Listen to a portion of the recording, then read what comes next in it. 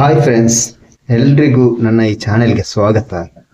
ಇವತ್ತಿನ ನನ್ನ ವಿಡಿಯೋದ ವಿಷಯ ಏನೆಂದು ನಿಮಗೆ ನನ್ನ ತಮ್ನೆಲ್ ನೋಡಿ ಗೊತ್ತಾಗಿರಬಹುದು. ಹೆಚ್ಚಿನ ಅಂಶ ಈ ಬಗ್ಗೆ ಸ್ವಲ್ಪ ಮಾಹಿತಿಗಳನ್ನು ಹಂಚಿಕೊಳ್ಳೋಣ ಸ್ನೇಹಿತರೆ. ಹೌದು, ಈಗ ನಮ್ಮ ಈ ದಕ್ಷಿಣ ಕನ್ನಡ, ಉಡುಪಿ ಆಗ ಕರ್ನಾಟಕ ರಾಜ್ಯ ಟೋಟಲ್ ಆಗಿ ಈಗ ಒಂದು ಟ್ರೆಂಡ್ ಉಂಟು.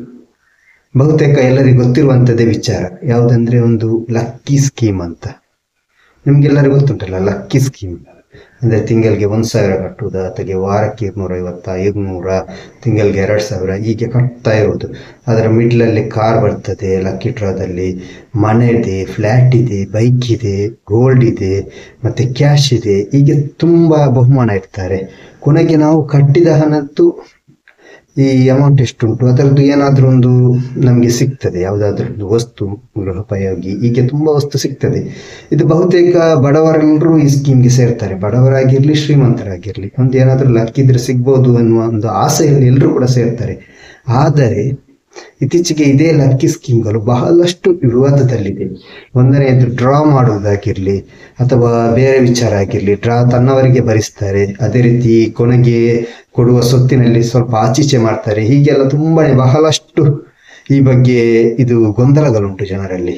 ಅದೇ ರೀತಿ ಆದಾಯ ತೆರಿಗೆಯವರು ಕೂಡ ಬಹಳಷ್ಟು ಈ ಬಗ್ಗೆ ನಿಗಾ ಇರಿಸಿ ಈಗಾಗಲೇ ಇಂತಹ ಸ್ಕೀಮ್ಗಳನ್ನು ನಡೆಸಬಾರದು, ಅದು ಬ್ಯಾನ್ ಆಗಿದೆ, ಇನ್ನು ಕೂಡ ನೆಕ್ಸ್ಟ್ ಬ್ಯಾನ್ ಮಾಡ್ತೇವೆ ನಾವು, ಅಥವಾ ಸರ್ಕಾರ ಕೂಡ ಅದು ಬ್ಯಾನ್ ಆಗಿದೆ ಆಲ್ಮೋಸ್ಟ್, ಇಂತಹ ಸ್ಕೀಮ್ಗಳು ಕಾನೂನು ಬಾಹಿರ ಅಂತೆಲ್ಲ ಹೇಳ್ತಾ ಇದೆ ಫ್ರೆಂಡ್ಸ್.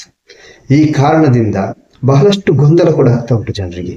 ಒಂದ್ ಕಡೆ ಅವರಿಗೆ ಲಾಭ ಹೇಗೆ ಸಿಗ್ತಾ ಉಂಟು, ಮತ್ತೆ ಯಾವ ರೀತಿ ಇದನ್ನು ನಿಭಾಯಿಸ್ಕೊಂಡು ಹೋಗ್ತಾರೆ, ಹೀಗೆಲ್ಲ ತುಂಬಾ ಬಹಳಷ್ಟು ಒಂದು ಚರ್ಚಾದಾಯಕ ವಿಚಾರವಾಗಿ ಈಗ ತುಂಬಾನೇ ಒಂದು ವಿಚಾರ ಮುನ್ನೆಲೆಗೆ ಬಂದಿದೆ. ಈ ರೀತಿ ಇಂತಹ ಸ್ಕೀಮ್ಗಳು ಹಿಂದೆ ಬಹಳಷ್ಟು 1-2 ವರ್ಷದಿಂದ ಸ್ಟಾರ್ಟ್ ಆಗಿ ಬಹಳಷ್ಟು ಜನಮನ್ನಣೆ ಗಳಿಸಿತ್ತು. ಅಂದ್ರೆ ಬಹುತೇಕ ಜನರಿಗೆ ಒಂಥರ ಈ ಕಾರ್ ಬಂತು, ಮನೆ ಬಂತು, ಅಥವಾ ಗೋಲ್ಡ್ ಸಿಕ್ಕಿತ್ತು, ಕ್ಯಾಶ್ ಸಿಕ್ಕಿತ್ತು, ಸ್ಕೂಟರ್ ಸಿಕ್ಕಿತ್ತು. ಹೀಗೆ ಆಗುವಾಗ ಜನರಿಗೆ ಕೂಡ ಬಹಳಷ್ಟು ಖುಷಿ ಆಗ್ತದೆ. ಯಾರಿಗೆ ಬೇಡ ಹೇಳಿ? ಪ್ರತಿಯೊಬ್ಬರು ಒಂದು ಸ್ಕೀಮ್ಗೆ ಸೇರುವುದಾದ್ರೆ ಒಂದು ಉದ್ದೇಶ ಇರ್ತದೆ ಅವರ ತಲೆಯಲ್ಲಿ. ಅಂದ್ರೆ ನನಗೆ ಲಕ್ಕಿ ಡ್ರಾದಲ್ಲಿ ಸಿಗಬಹುದಾ ಏನೋ, ಇವತ್ತು ಲಕ್ಕಿ ಡ್ರಾದಲ್ಲಿ ಸಿಕ್ಕಿದ್ರೆ ನಾನು ಹಾಗೆ ಮಾಡ್ತೇನೆ, ಹೀಗೆ ಮಾಡ್ತೇನೆ ಅಂತ ದೊಡ್ಡದೊಂದು ಮೈಂಡ್ ಸೆಟ್ ಅಲ್ಲಿ ಇರ್ತಾರೆ. ವಾರ ಆಗಲಿ, ತಿಂಗಳಾಗ್ಲಿ ನಿರಾಶರಾಗುವ ಸಂಖ್ಯೆ ಜಾಸ್ತಿ ಇರ್ತದೆ. ಖುಷಿ ಒಬ್ಬನಿಗಾದ್ರೆ ಅಲ್ಲಿ ಸಾವಿರಾರು ಜನರಿಗೆ ನಿರಾಶೆಯಾಗುವ ಒಂದು ಸಂಭವವೇ ಇದೆ. ಆದ್ರೂ ಕೂಡ ಕೊನೆಗೂ ಕೂಡ ಸಮಾಧಾನ ಮಾಡ್ಕೊಂಡು ಹೋಗ್ತಾರೆ. ಆದ್ರೆ ಕೊನೆ ಕ್ಷಣದವರೆಗೂ ಒಂದು ಹಿಂಜರಿಕೆ ಇದ್ದೇ ಇರ್ತದೆ. ಯಾಕೆಂದ್ರೆ ಅಲ್ಲಿ ಕೊನೆಗೆ ನನಗೆ ಸಿಗದಿದ್ರೆ, ಕೊನೆಗೆ ಅವರು ಏನಾದ್ರು ದಗಲ್ಬಾಜಿ ಮಾಡಿದ್ರೆ ಹಾಗೆ ಹೀಗೆ ಅಂತ ಅದು ಕೂಡ ಇರ್ತದೆ ಜನರ ಮನದಲ್ಲಿ. ಅದೇ ರೀತಿ ಅವರಿಗೆ ಯಾವ ರೀತಿ ಲಾಭ ಸಿಗ್ತದಂತ ಇವರಿಗೆ ಅದರಲ್ಲಿ ಇದಿರುವುದಿಲ್ಲ.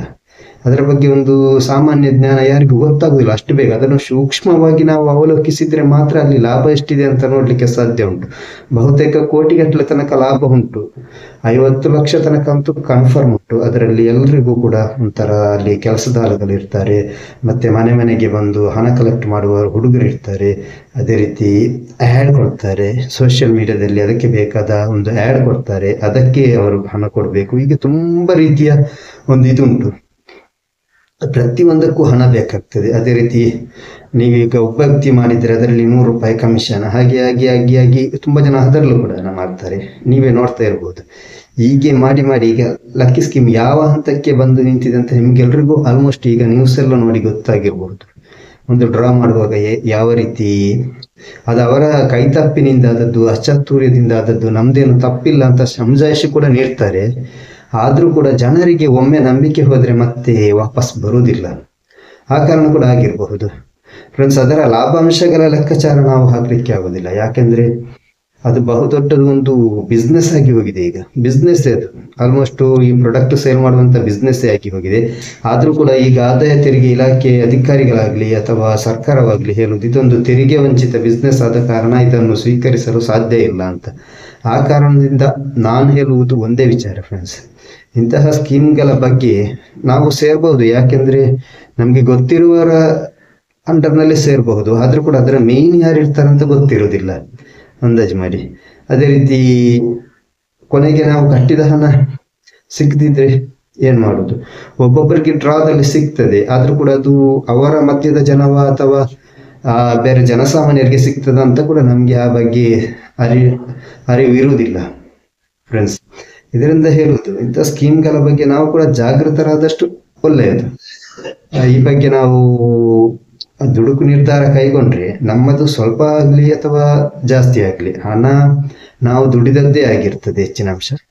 ಈ ದುಡಿದ ಹಣದಿಂದ ನಾವು ಹೀಗೆ ಸುಮ್ಮನೆ ಬೇರೊಬ್ಬರಿಗೆ ಕೊಡುವುದಕ್ಕಿಂತ ಸಿಕ್ಕರೆ ಚಾನ್ಸ್, ಅದು ಕೂಡ ಸಿಕ್ಕರೆ ಚಾನ್ಸ್ ತುಂಬಾ ಜನರ ಮೈಂಡಲ್ಲಿ ಇರ್ತದೆ, ಕೊನೆಗೆ ಏನಾದ್ರೂ ಸಿಗ್ತದಲ್ಲ ಸಾಕು ನಮ್ಗೆ ಅಂತ, ಆ ರೀತಿ ಇರ್ತದೆ.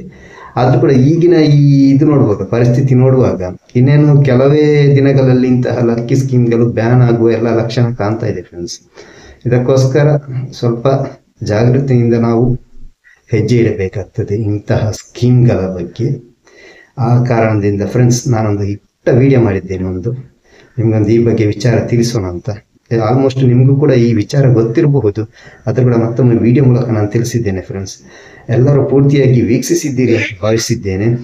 ಮುಂದಿನ ವಿಡಿಯೋದಲ್ಲಿ ಮತ್ತೊಮ್ಮೆ ಸಿಗ್ತೇನೆ. ಅಲ್ಲಿ ತನಕ ಎಲ್ರಿಗೂ ಬಾಯ್ ಅಂತ ಹೇಳುತ್ತಾ, ನನ್ನ ಈ ವಿಡಿಯೋ ಪ್ರಥಮ ಬಾರಿ ವೀಕ್ಷಿಸುವವರು ಅಥವಾ ಸಬ್ಸ್ಕ್ರೈಬ್ ಆಗದೆ ವೀಕ್ಷಿಸುವವರು ದಯವಿಟ್ಟು ಸಬ್ಸ್ಕ್ರೈಬ್ ಮಾಡಿ. ಅದೇ ರೀತಿ ಸಬ್ಸ್ಕ್ರೈಬ್ ಮಾಡಿದಾಗ ಬೆಲ್ ಐಕಾನಲ್ಲಿ ಆಲ್ ಅಂತ ಸೆಲೆಕ್ಟ್ ಮಾಡಿ, ನನ್ನ ಎಲ್ಲ ವಿಡಿಯೋಗಳ ನೋಟಿಫಿಕೇಶನ್ಗಳು ನಿಮಗೆ ಬರ್ತದೆ ಫ್ರೆಂಡ್ಸ್. ಓಕೆ, ಎಲ್ರಿಗೂ ಧನ್ಯವಾದಗಳು. ಬಾಯ್.